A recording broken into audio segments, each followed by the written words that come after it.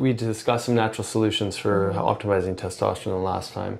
When we throw that in here or there. But what if someone was to actually implement testosterone replacement therapy into their program? Right. So can women do this, first of all? And then I'll talk a little bit about what it looks like for men, but let's hear it from the women's side.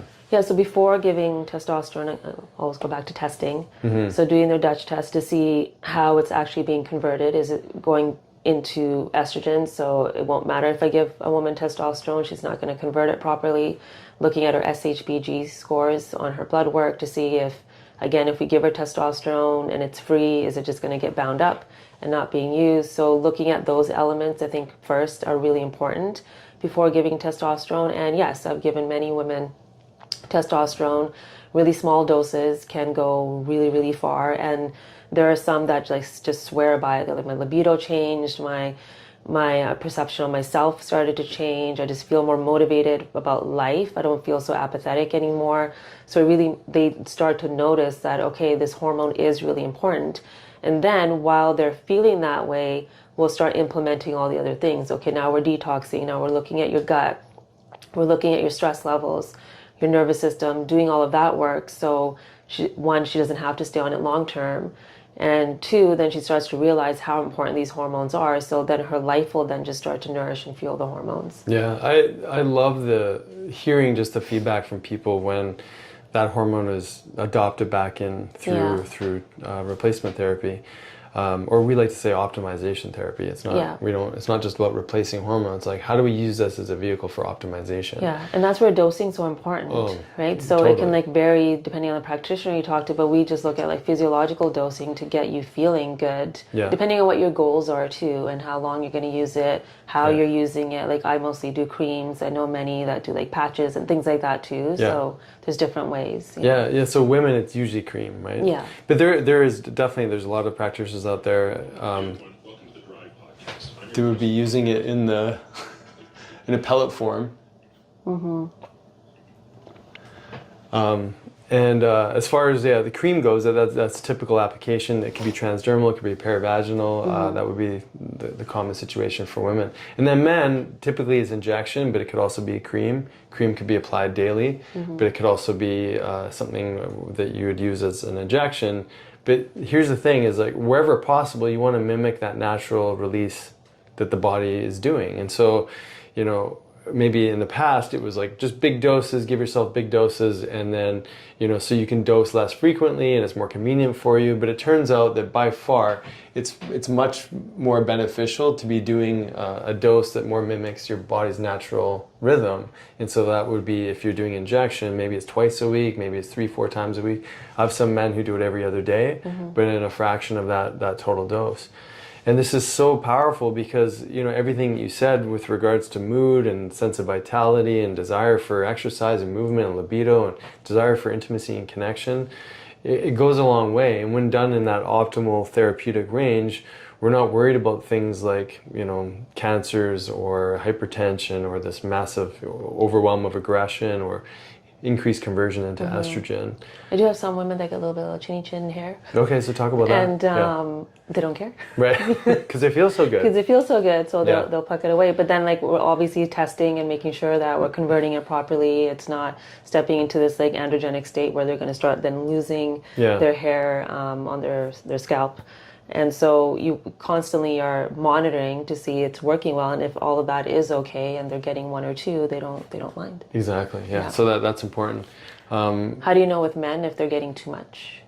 Yeah, I mean, usually we're looking at blood work, right? So we're looking to see how much that conversion into estrogen happens. Because anytime you give, especially, and this is why we like to increase the frequency of dosing, instead of getting this huge surge of testosterone, this huge conversion into estrogen.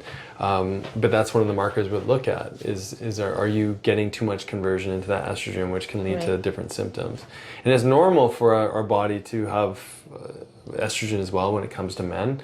And historically it would have been block testosterone. So there's a lot of discussion around aromatase inhibitors. Block estrogen, you mean?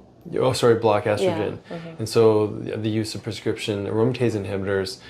But the more that I learn about it, the more that we see is that there can be disastrous effects to blocking things in the body, right? Yeah. And so whereas maybe it was recommended before, I never give them to men or never recommend them for men anymore. And for the reason of when you shut down systems, we don't know all the deleterious effects. Now, typically they're really small doses, but still, I don't like the idea of blocking things in the body. And it turns out with diet, exercise, and all the other things that we were discussing, you can make someone much more efficient at that metabolism of the hormone. And that's where like testing comes into play. And what women actually don't realize, if they've ever been on birth control, they've been taking hormone like testosterone for a long time. Because a lot of the birth control is actually made from testosterone, even though they're estrogen and progesterone pills. They don't realize that those pills are actually blocking their testosterone receptors because of how closely they are related to testosterone. So they've been taking testosterone therapy probably a big chunk of their reproductive life. Well, that's interesting, isn't it? And it's interesting too because that also raise in most women causes SHBG to rise. To go up, So isn't that funny? You're taking this testosterone-like molecule, but also blocking the ability of your body to use natural testosterone. Well, that's why many of them will have lower libido on birth control. Right. Yeah. So it just goes because we're talking about bioidentical hormones, and I think we have to make that clear too. We're talking about bioidentical, not synthetic. Is that there's sometimes hesitancy, but not realizing, well, if you've been on birth control, you've been taking a form of exogenous hormone for a big chunk. For a big chunk of your life. Like probably more than what most people would be on as like an optimization therapy for bioidentical. Yeah, that's tremendous. So the last one would be HCG, so human chorionic gonadotropin. That's often used in a man's hormone plan because it helps to stimulate luteinizing hormone from the brain to tell the testes to make more testosterone.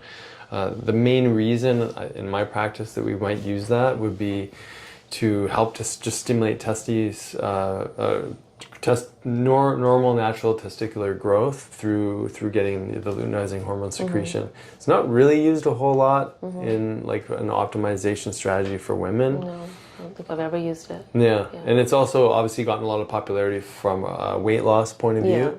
So do you want to talk about that a little bit? I have never used it for weight loss, so I have nothing to say. Yeah, we don't use it a ton, but we know the protocol, and the main reason is because just like in a pregnant woman, you're going to be more efficient at delivering fats and whatnot to the fetus or the developing baby. So when taken as a tool for weight loss at small doses taken every day, it can just make you more fat efficient or fat energy efficient. And so people can do a caloric restricted diet using HCG. Anyways, it's kind of sort of it's beyond a whole other topic. Whole other topic. But just to let people know that there are different ways to use these things, and if you're even considering it, you got to get tested first. We definitely don't recommend people just to go onto the internet and find their own sources. You need to work with somebody. This is really important stuff. You want to be able to look at the whole picture. It's not even just looking at the hormones. Like the hormones are just one way to manage or support someone going through the therapy. But it's like, what is that hormonal system doing in the context of everything else? Your inflammatory markers, your liver enzymes, even from a physical exam, like how's your blood pressure, is there any signs of hypertension, et cetera, et cetera, et cetera. So it has to be a holistic approach. Yeah, especially because like here in Canada, it's not as accessible when it comes to hormones. You have to work with a practitioner, whereas I know in the US, there's been patients that will drive across the board and they're like, oh, I got some DHEA and now I'm taking 25 milligrams or 75 milligrams. And I'm like, oh, okay, back away from that. And, they'll be like, oh, I'm sorry I did that because it totally went off of the protocol. And then they're getting these other symptoms now. And so it's so important to work with somebody because it's such an art when it comes to bioidentical hormones and how they're working together and monitoring, because a change in life or a circumstance or a stress or something will change how they are working in your body too. So it's important to have someone you can speak with.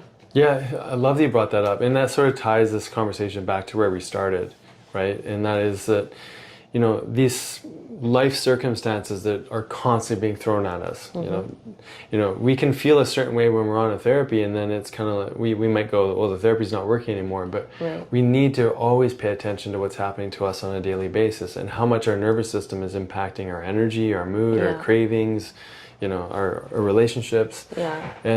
And so, at the end of the day, it's always, holistic point of view. How do you most, inclusively address all these different aspects of your body? And then also know that there's this part of medicine, which is time. And then sometimes we need a little extra nourishment and time to go through this period.